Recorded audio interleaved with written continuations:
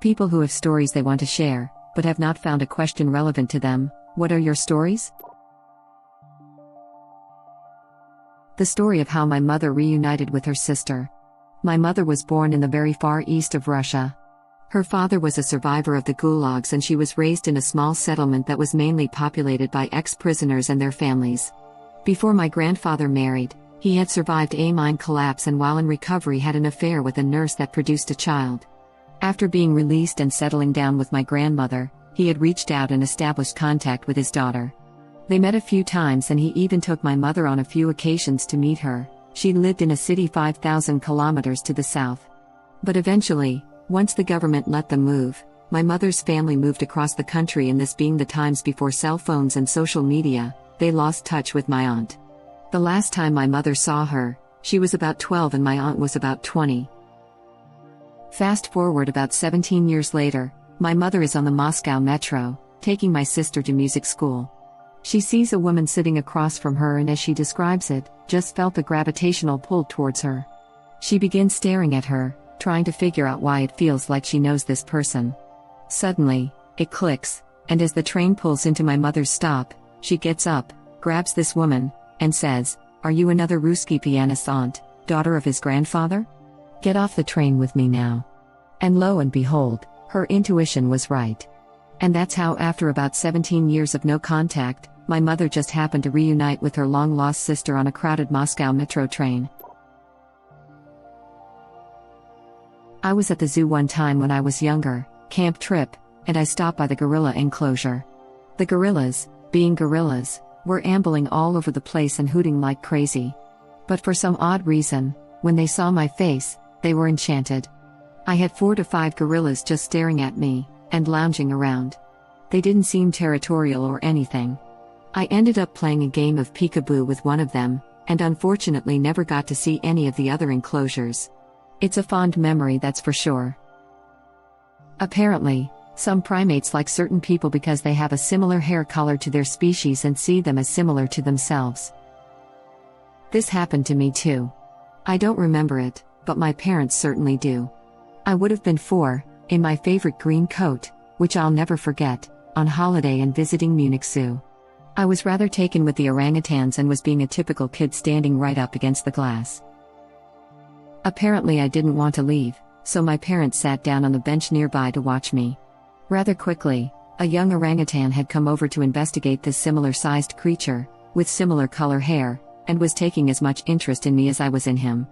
I'm told that I spent nearly an hour playing with him, running up and down, waving my arms, making shakes, blowing kisses, etc., and he'd copy everything I did. The only time I stopped, he decided it was my turn to copy. And I did. 26 years later, they're still my favorite animal and I'd love nothing more than to be able to interact with one like that again. Could it still be alive? I wonder if you could go back to the zoo and try to connect with him as an adult and see if he remembers you. And then, through a series of strange circumstances, they can go on adventures together and solve each other's life struggles. When I was maybe 13 or so, I was standing by this big glass window into a polar bear tank with my hands up in a Y above my head. One of them swam down and put its paws where my hands were and I'm pretty sure I cried because it was hecking cute. It even stayed there for a little bit, just vibing with me.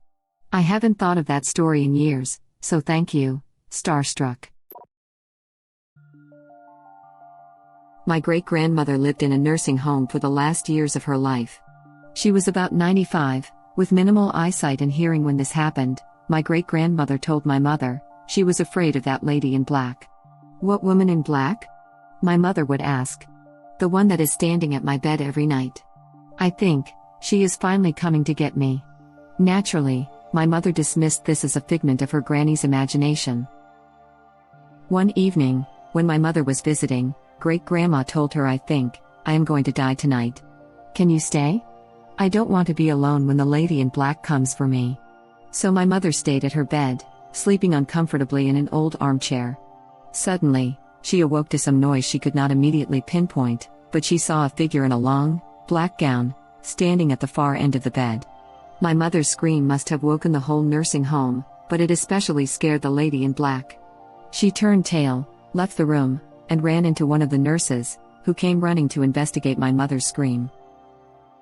It turned out, the lady in black was my great-grandma's bedridden and demented neighbor.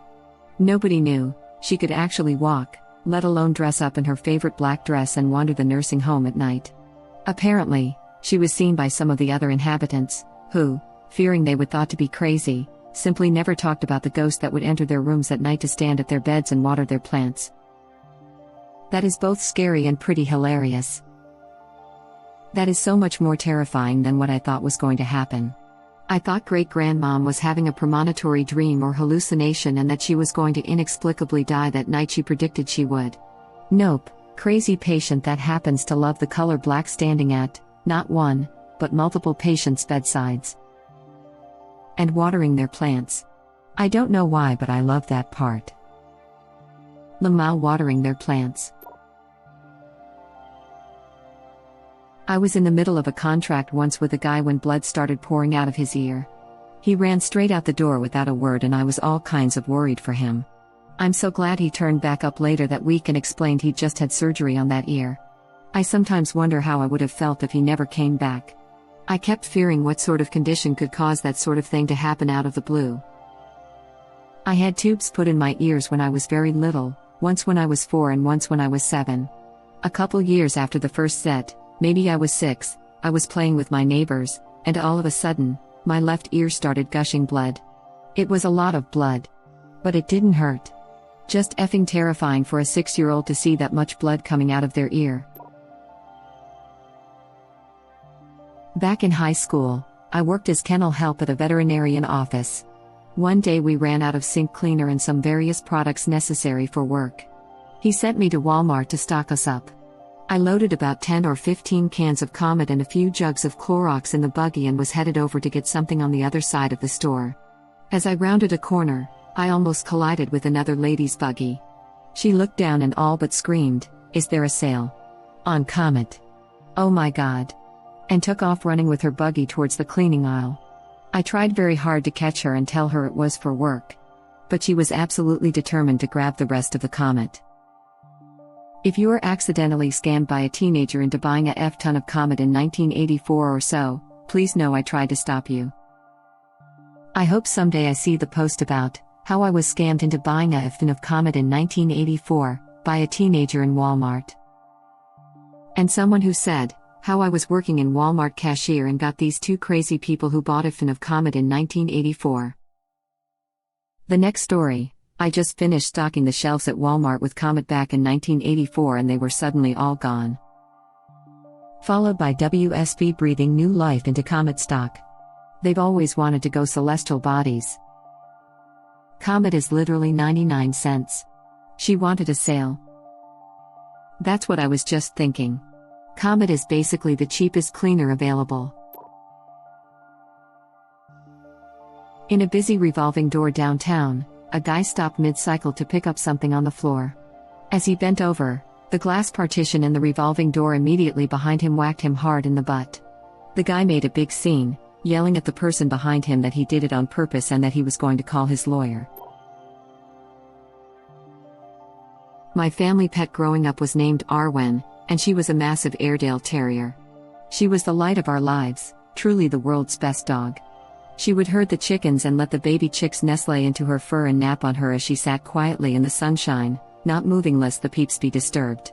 But her most heroic act came when my brother Liam, about 10 at the time, was trying to move our basketball hoop and base out into the yard for the summer. He didn't notice the 2 rattlesnakes coiled up under the base. But Arwen did. She leapt in front of Liam, between him and the snakes, and both Liam and my dad, who was nearby, saw both snakes strike. Dad ran and grabbed Liam, pulled him away, pulled Arwen aside with the other hand, then sent Liam running to grab the hatchet to dispatch the snakes. We took Arwen inside and put her on her bed, and we called the vet. The vet said he would come out to put the dog down, but if she was bitten by 2 snakes, there was basically no chance she'd live. But my mom said no way in hell was she putting her baby down without a fight. So she did some Googling, and found out that just loading the poor dog with Benadryl can counteract snake venom. And that's just what she did.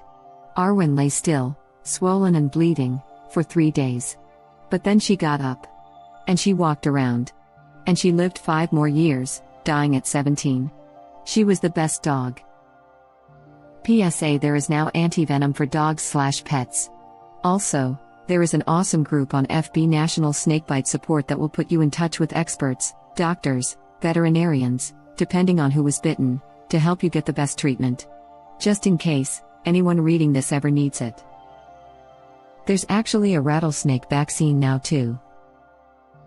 I'm crying with thankfulness that sweet Arwen did everything she could to protect her boy, and that your mother refused to take death as the payment for her work. She really was the best dog. Wife was on her first Zoom meeting last March in the kitchen. I asked if I could be off-screen cooking breakfast quietly and she said yes, as long as I'm quiet and not distracting. I wound up burning what I was cooking, causing lots of smoke.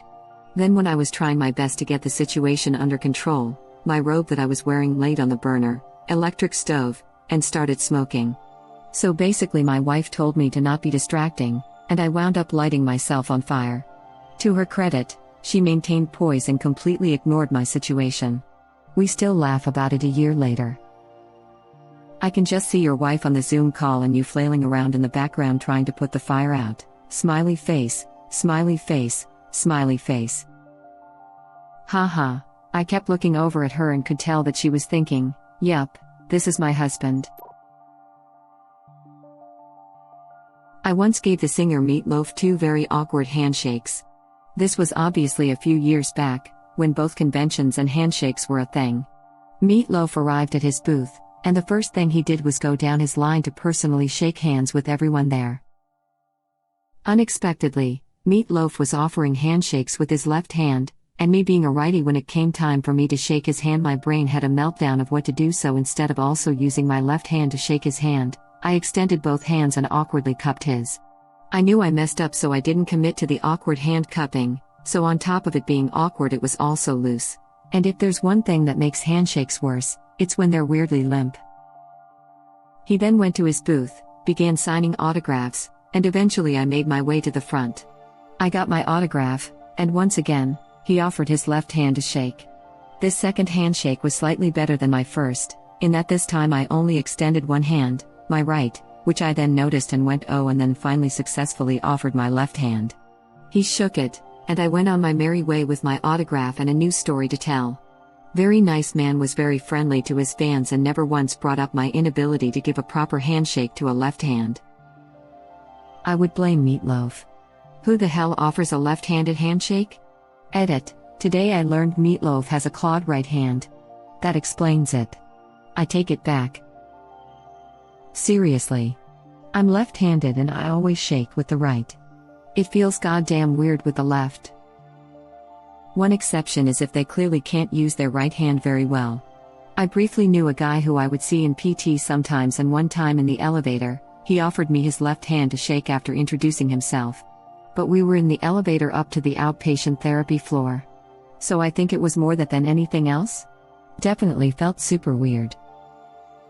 I have a family friend that lost all the muscle in his right arm in a motorcycle crash. He grabs his right forearm with his left and still shakes with his right hand. I used to go to a church where after admitting a new member, the elders would like up and offer the new members the right hand of peace. After one such new member's service, I and a whole bunch of people, like half the church, are invited back to one of the elders' house for lunch. I go armed with the question, what would you do if a right arm amputee wanted to join the church, ready to ask it loudly and obnoxiously as possible. I arrive, enter the living room and draw breath in preparation to asking/announcing my question when, lo and behold, I come eye to eye with a below elbow right arm amputee. I'd never seen her at church before, and she'd seemingly skipped church that morning and gone straight to the elder's house. Anyway, I check myself just in time, exhale, and consider myself taught a lesson in not asking insensitive ass questions in order to gain attention for myself. As it happens, roll on a couple of months, I got an answer to my question when said woman decided to become a member of the church too. The answer was, go ahead and announce from the front that the elders will now give the right hand of faith to the new members, line up and each offer their right hand for her to shake awkwardly with her left hand in front of the whole church. Some people have no tact. One time I had a substitute teacher who fell and hurt herself while walking me somewhere. She went to the nurse, didn't tell any of the other teachers, they asked me during lunch where she was, and disappeared forever. I'm assuming she may have been let go for not telling anyone that she couldn't teach for the remainder of the day. It's basically a fever dream memory at this point because it happened when I was 7. I hope she's okay now. Reminds me of a substitute I had who was like 90. The fire alarm went off and we all got up to leave. He asked where we were going, as he didn't hear the fire alarm. And that reminds me of a story from my boomer dad. He went to a Catholic high school, and all of his teachers were nuns, most of them quite old, not all. Some of them continued to teach well into my childhood. In a 100-year-old stone building, his German teacher, Sister Maria, was very strict and demanding. She liked to perch, seated, in the deep windowsill, where she could see out over the classroom and make sure everyone was doing his or her work. She was also very old and had a tendency to nod off to sleep while seated there, with an often open window behind her. So this room of 20 teenagers was in a constant battle between letting her sleep as long as possible to get out of classwork, and waking her up any time she looked like she was about to pitch back headfirst out the window. My dad and his classmates were maybe kind of buttholes. Well, at least they made sure she didn't fall out the window. I've shared this before, but my friend from grad school had previously been a skydiving instructor in Colorado, and had jumped more than 600 times. One of these times, he, for some reason, had his wallet in his suit, and it fell out. Fell to earth somewhere. He figured this sucks, but oh well. Absolutely no chance of finding it. Separately, a man in rural Colorado was found murdered. Turns out in their remote cabin where he lived with his daughter, he had been sexually abusing her and she finally had enough and killed him. The police searched the house and all of his property, and found my friend's wallet in the trunk of his car. Police thought to themselves, effing idiot murderer left his wallet in this dude's trunk, damn easiest arrest ever. Friend had the super believable alibi of couldn't have been me officer, actually that wallet fell out of my pants while I was skydiving. Edit to add, my friend was never arrested but he was questioned, and had to have his story corroborated. From what I remember of him telling me the aftermath, the cops knew early on that it was the daughter, so she might have confessed. That's pure speculation though. The sexual abuse/self-defense detail didn't come out until later though. When the cops cleared my friend, they told him the father had taken all of his cash. They have no idea why he kept the wallet. The absolutely insane odds of it landing in the worst possible place imaginable. That's insane. LMFAO. I can imagine the cops. Are you Patrick Star? Yes. And this is your ID? Yes. Then this your wallet? Yes. So you killed the guy? Nope. Effin' idiot murderer left his wallet in this dude's trunk, damn easiest arrest ever. Surely, he should have realized that was too easy. I mean, great leads like that don't just fall out of the sky. I think he was believing it for a while, but eventually the penny dropped. This is only very darkly humorous, but my brother was murdered in 2000 and the killers were found because one left his wallet at the scene and the other left his cell phone. Not a difficult investigation. They did bust the wallet lever with SWAT once and then pursued him to Mexico where Mexican SWAT got him, so I like to think my brother would have been amused by that. I mean, if I was a cop, I too would go about my day after hearing that. That poor daughter must have thought God was throwing her a bone. Thank you for watching. Please subscribe to be the first to know about Red Rabbit Reader's new videos. If you like our videos, please like them on YouTube and share them with your friends. We welcome your comments below. Press to start another of our videos.